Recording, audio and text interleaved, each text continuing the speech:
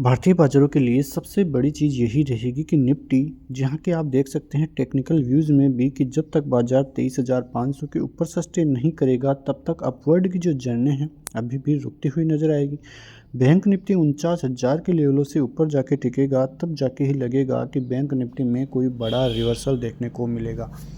कुल मिला के बात करें तो भारतीय बाजारों की स्थिति अभी भी साफ नहीं है। जिस प्रकार की कंडीशंस अभी भारतीय बाजारों में बनती हुई दिखाई दे रही है, साफ साफ संकेत यही हैं कि ऊपरी लेवलों से फिर से गिरावट ही देखने को मिल रही है। जब बाजार में निवेशक सोचता है कि बाजार में अब तेजी होगी तो वहीं से ही बाजार नीचे की तरफ फिर से आता हुआ दिखाई देता है और फिर से रिटेलर ट्रैप हो जाता है। आपको ही पता है कि जिस प्रकार की तेज़ी भारतीय बाज़ारों में पिछले कुछ टाइम से देखने को मिली थी, बहुत ज़बरदस्त तेज़ी थी, बाज़ार ऑल टाइम हाई के लेवलों पे था, लेकिन वहीं से सेलिंग आती हुई दिखाई दी, रिटेलर्स को फंसाया गया। एफआईआई की तरफ से बहुत बुरी सेलिंग आती हुई दिखाई दी और वहीं से बाज़ार में एक बहुत बड़ा ट्रैप आता हुआ दिखाई दिया, जहां से रिटेल निवेशक फंसा और उनके शेयरों में 40-40, 50-50% के ऊपरी लेवलों से करेक्शन भी देखने को मिले। आप देखोगे तो निफ्टी में 10 से 12% का करेक्शन आपको देखने को मिलेगा, लेकिन स्टॉक वाइज रिटेलर्स का डाटा देखोगे तो वहाँ पे उनको बहुत बड़ा झटका लगता हुआ दिखाई दिया है। अब ये जो रिकवरी है वो किस टाइम में आएगी वो देखने वाली बात रहेगी, लेकिन एक चीज़ तो साफ़ है कि जब बाज़ार में रिकवरी आएगी तो रिकवरी बहुत ही ज़बरदस्त रहने वाली है। बाज़ार फिर से रिटेलर्स को मौका ही नहीं देगा और जब तेज़ी आएगी बाज़ार में तो वो तेज़ी एक बहुत ही ज़बरदस्त तेज़ी रहेगी।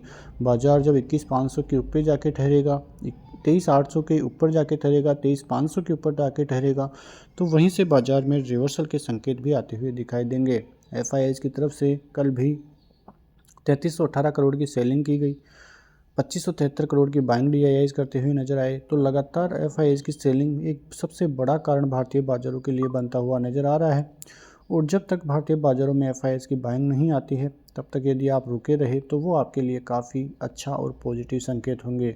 जब एफआईआईज की बाइंग आने लगे तब जाके आप समझ जाना कि भारतीय बाजारों में अब रिवर्सल के संकेत आते हुए दिखाई दे सकते हैं, वरना भारतीय बाजारों के लिए फिर से संकट के बादल ही भारतीय बाजारों में रहेंगे। नीचे की तरफ यदि बाजार 23,000 के लेवल तोड़ता है, दिक्कतें बढ़ेगी। 22,800, 22,650 और 500 तक के टारगेट्स भी आते हुए दिखाई दे सकते हैं, लेकिन यहीं से बाजार में एक अच्छी स्ट्रेंथ भी आती हुई दिखाई दे तो भी कोई बड़ी बात नहीं है। बैंक निफ्टी की तरफ से भी बात करें तो 48,500 के करीब चलता हुआ भी नज़र आ रहा है। 48,200, 47,800 के लेवल्स भी आते हुए दिखाई दे सकते हैं, लेकिन बाजार वहीं से रिवर्सल ले तो एक बहुत ही बड़ा और तेज़ी का रुख भारतीय बाजारों में मिलेगा।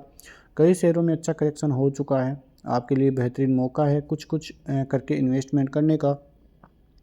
वहीं वर्ल्ड बैंक की तरफ से भी कई बातें बोली गई हैं। उन्होंने कहा है कि इंडिया अभी भी फास्ट ग्रोइंग लार्ज इकोनॉमी बनता हुआ नजर आएगा 26 और 27 फाइनेंशियल ईयर में। तो ये एक पॉजिटिव खबर भारतीय बाजारों के लिए रहती हुई नजर आएगी, क्योंकि जिस प्रकार से चाइना की ग्रोथ के आंकड़े थे, पॉजिटिव ही आंकड़े आते हुए दिखाई देते, लेकिन भारत की तुलना करें तो अभी भी पीछे ही चाइनीज इकोनॉमी है। लेकिन जिस प्रकार से ट्रंप की पॉलिसियाँ हैं उसकी वजह से जो एशिया है वहाँ पे बड़ा झटका लगता हुआ नज़र आ रहा है, क्योंकि चाइना को यदि बड़ा झटका लगता है तो वो भारतीय बाजारों के लिए भी नेगेटिव होगा, क्योंकि चाइना फिर एशिया और अदर कंट्रीज़ की तरफ रुख करेगा, जिससे भारतीय बाजारों में एक्सपोर्ट को लेकर कंपटीशन बढ़ता हुआ नज़र आएगा और इसका जो श्रेय है यानी कि इसकी पॉजिटिविटी है वो चाइना को ज़्यादा मिलेगी, क्योंकि उनका सामान थोड़ा चीप रहता है तो सस्ता भी मिलता है। तो कुल मिला के देखें तो भारतीय बाज़ारों के लिए आगे भी कंपटीशन रहेगा। तो इन लेवलों पे नज़र रखिए आप। भारतीय बाज़ारों की जो पॉजिटिविटी है वो कब जाके आएगी मैंने आपको बता दिया है। नज़र रखिए बाज़ार पे, थोड़े दिन होल्ड कीजिए, बहुत बड़े मौके अब मिलते हुए नज़र आएंगे पैसा कमाने के। मिलते हैं नेक्स्ट वीडियो में, तब तक के लिए जय हिंद, जय भारत, वंदे मातरम।